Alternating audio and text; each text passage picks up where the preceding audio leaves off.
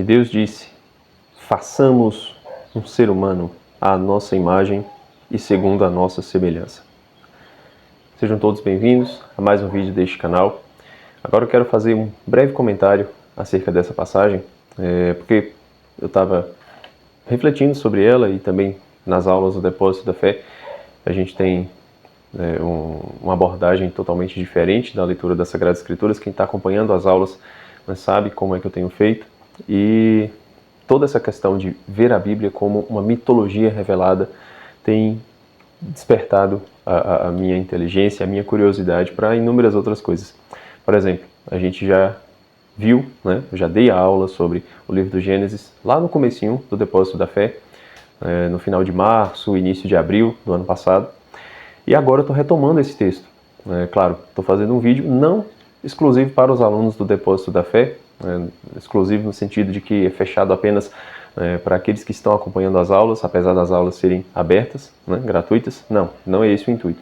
É justamente fazer um vídeo, como tenho feito aqui, semanal, uma aula para o Depósito da Fé, um vídeo avulso sobre algum tema que eu acho que é interessante e quero trazer aqui. Tá? Esse é o caso dessa passagem. E a gente está muito acostumado a ouvir, tenho certeza que se você está aqui assistindo esse vídeo, você já escutou isso em algum lugar, de que quando Deus disse façamos, Deus está falando com a Trindade, porque até a palavra Elohim do Gênesis 1, no princípio, o Bereshit, bara Elohim, no princípio criou Deus o céu e a terra. Esse Elohim é um plural majestático do hebraico, certo? Como se, quando a gente diz também vossa excelência, um exemplo, tá? Um plural majestático, mas que também aponta para a Trindade, porque Deus é um único Deus em três pessoas, Pai, Filho e Espírito Santo. E aqui Deus está fazendo o homem à sua imagem, a imagem do Pai, do Filho e do Espírito Santo. Ótimo, beleza, faz todo sentido teológico, não vou discordar disso, não estou questionando isso, certo? Isso está lá. Mas vamos voltar um pouco o texto, vamos voltar no tempo, certo? Para compreender o texto. Quando alguém sentou para escrever este versículo, é óbvio que o hagiógrafo, o escritor do Gênesis, não tinha em mente a Trindade. A Trindade nos foi revelada em Jesus Cristo, certo? Só no Novo Testamento que a gente foi compreender que existe uma Trindade, que Deus é três pessoas. No Antigo Testamento não havia essa compreensão, nem sequer essa possibilidade de imaginação, porque Deus insiste o tempo inteiro que Ele é o único, certo?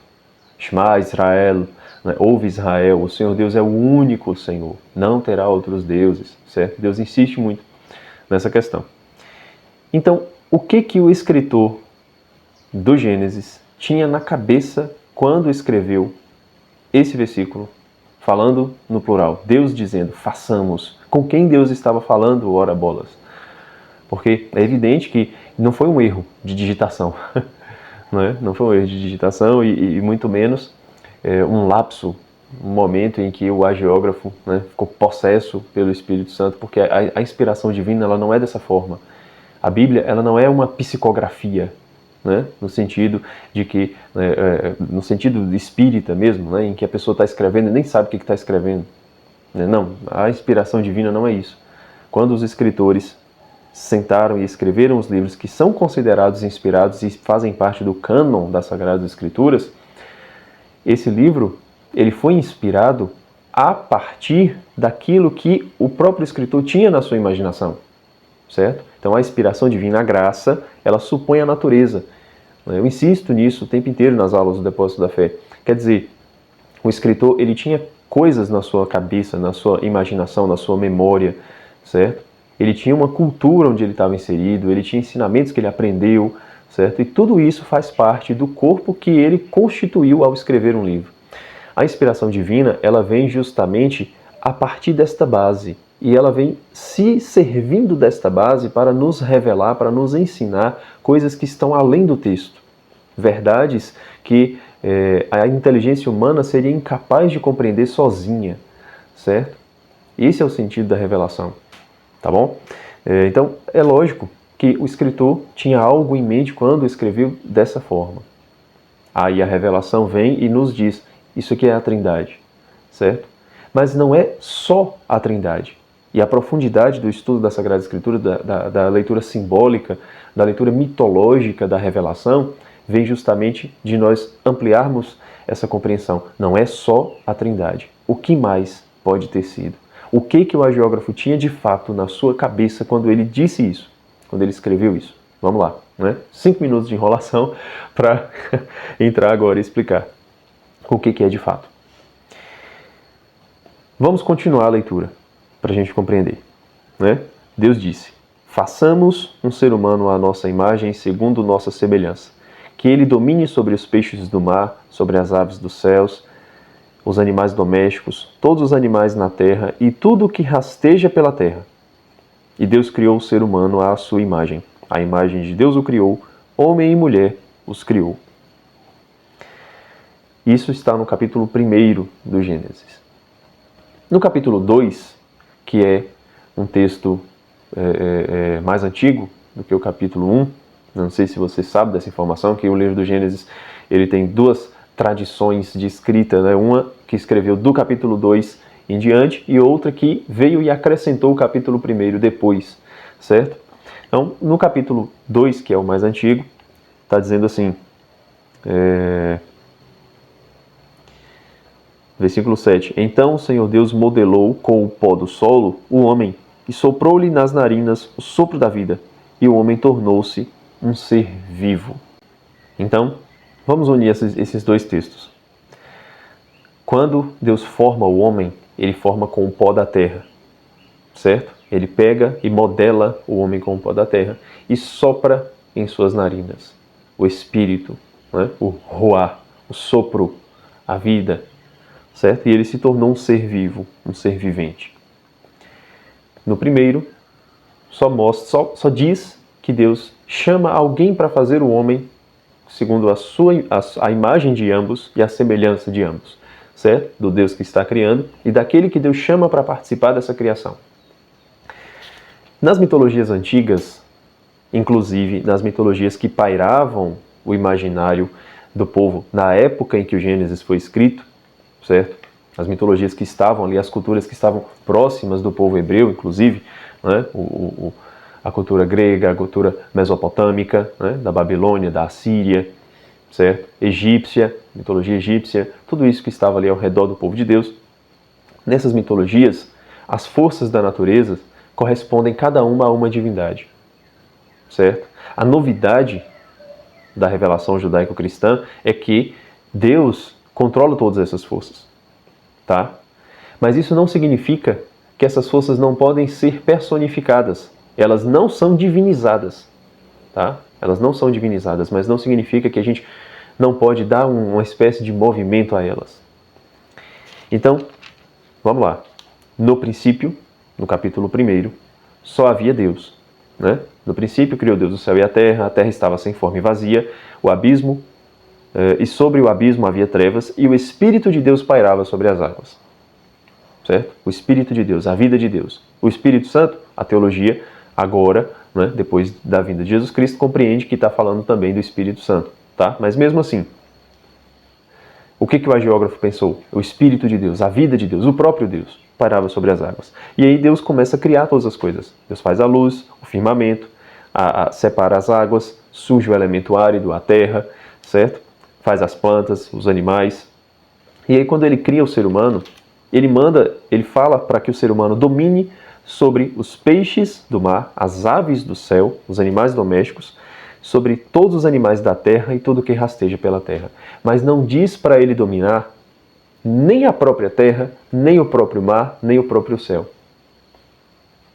Certo? Se Deus exclui estes do domínio que dá ao ser humano, provavelmente é com estes que ele estava falando quando chamou para criar o ser humano.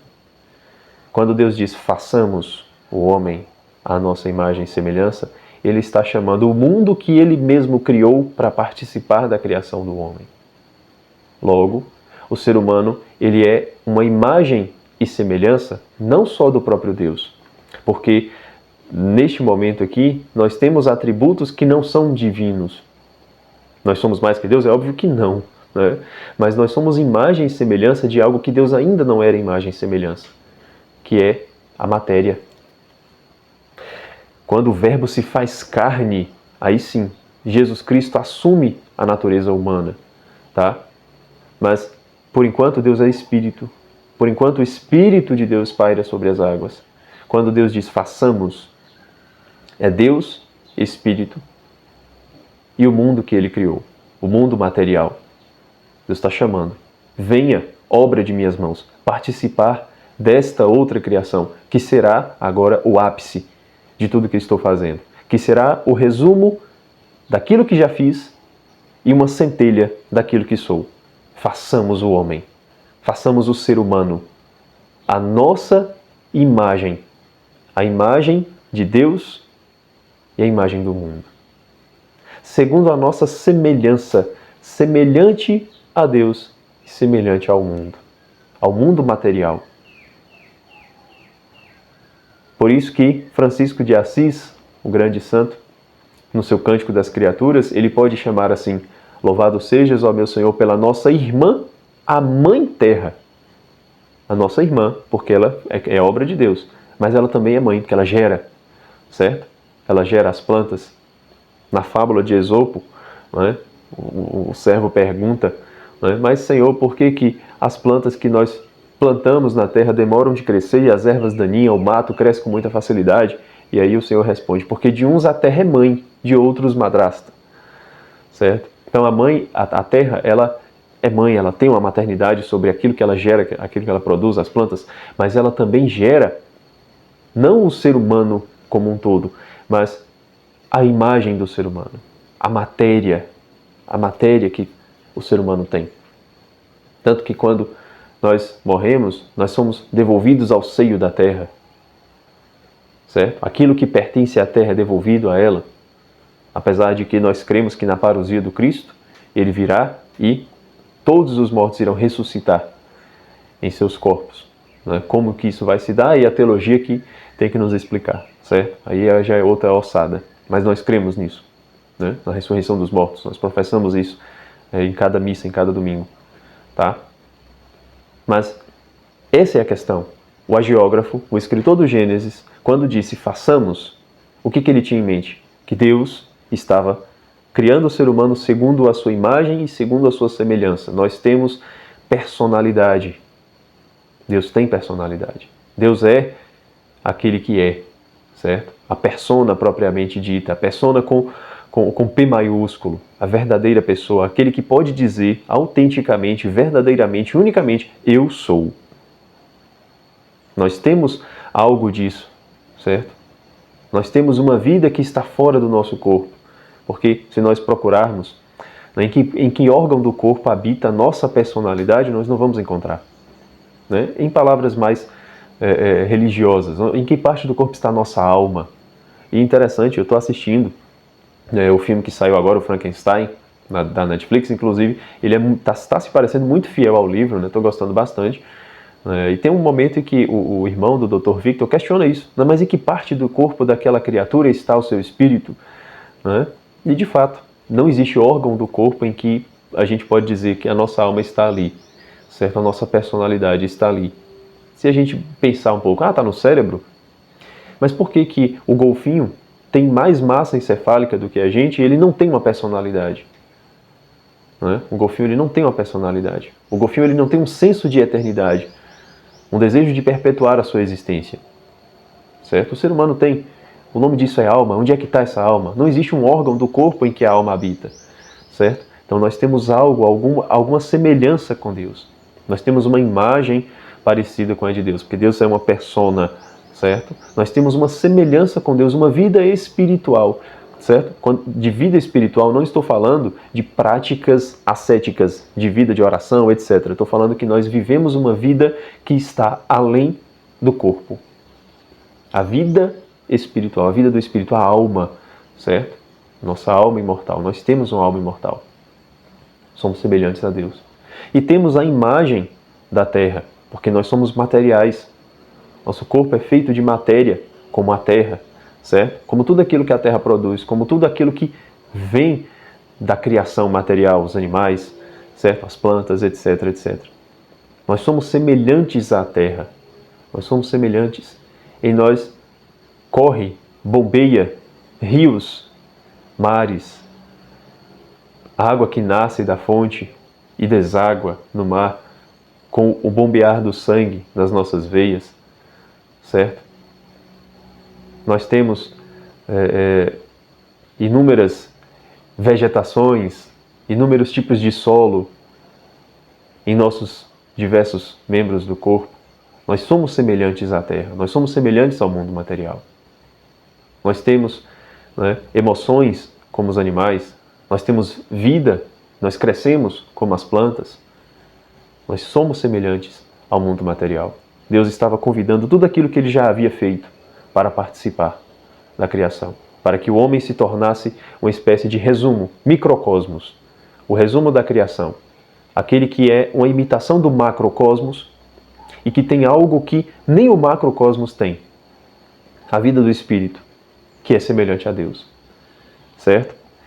E com isso o vídeo já ficou grande, já ficou mais ou menos do tamanho que eu imaginava que ficaria, então não vou me estender muito.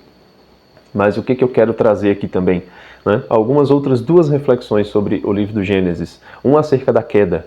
Nós fomos criados à imagem e semelhança de Deus e nós estamos enxergando esse símbolo na realidade, certo? Porque a mitologia ela foi feita para explicar o ser humano, para explicar a realidade. Era assim que eram criados os mitos. Assim não é diferente com o mito judaico-cristão. A diferença deste para com os outros é que este é revelado, os outros não são. Os outros são apenas fruto da imaginação do ser humano. Esse tem a imaginação, nós acabamos de ver, mas acima dessa imaginação existe a revelação, que nos ensina uma verdade que está muito além do próprio texto, certo? Então, o que a mitologia judaico-cristã revelada tem para nos ensinar acerca do ser humano? Isso que está no livro do Gênesis, certo? E outras duas realidades que eu quero trazer aqui, né? Vamos olhar, talvez no próximo vídeo, né, já da semana que vem, olhar para o ser humano e encontrar nele os defeitos que foram explicados no capítulo 3 do livro do Gênesis. Então, o nosso olhar não vai ser do texto para o ser humano, vai ser um olhar inverso. Nós vamos encontrar no ser humano algo que só pode ser explicado pelo texto, tá? Então, fica aí a curiosidade, né, para que vocês voltem na semana que vem, tá bom? E uma terceira reflexão, que já vai ser uma reflexão mais simbólica mesmo, mais espiritual, acerca de Adão e Eva, tá?